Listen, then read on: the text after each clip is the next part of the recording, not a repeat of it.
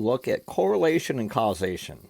First thing I want you to do is find five or answer the first five questions, then come back. And what we're going to do is we're going to determine correlation and causation. First off, let's talk about correlation.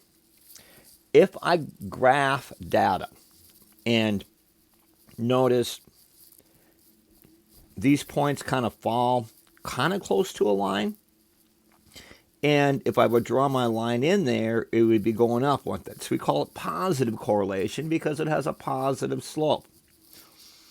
And then the same thing, we have negative correlation if my slope would be negative. And then if I can't really draw a line in, it has no correlation because we don't know where that line would be. Could be in any place there because we got points, they're not really close to anything. Then we have causation. Causation is where one causes the other. It doesn't necessarily, they might both go up, one might go up and the other go down, but one doesn't cause the other. So if we think of, like car break-ins in ice cream sales.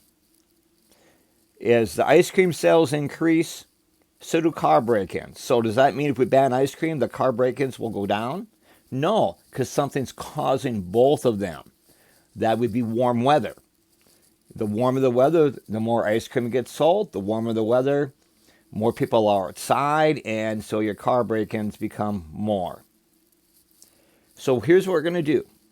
We are going to graph our ordered pairs to create a scatter plot.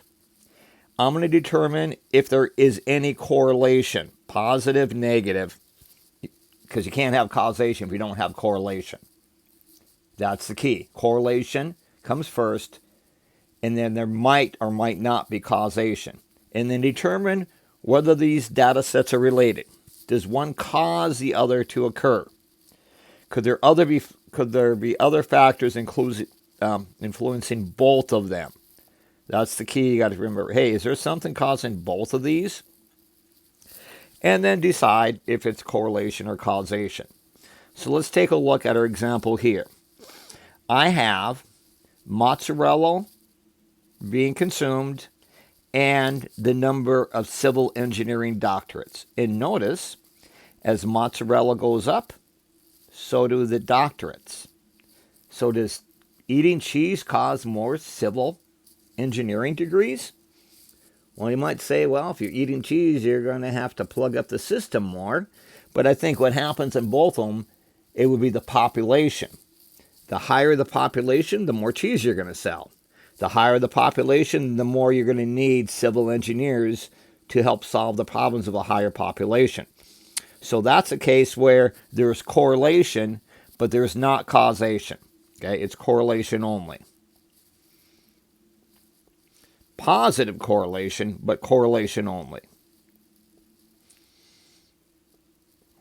Now, if we look at another example, it says a university experiment showed a negative correlation between the average weekly time spent exercising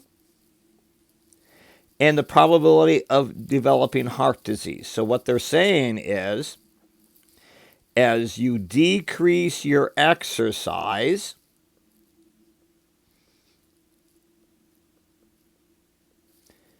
the disease is going to go down.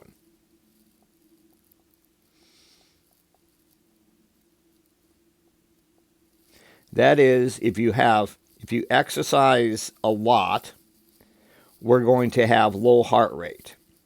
If you exercise, I gotta put that in the wrong spot. If I exercise a lot, I'm going to have low heart rates. If I don't exercise very much, I'm going to have high heart disease. Well, I think that is pretty common. One causes the other.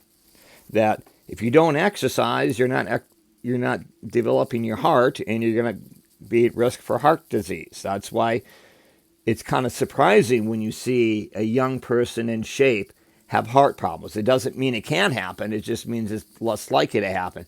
more likely you're going to see an older person who's obese because they don't exercise having heart disease. And that obesity causes something else too.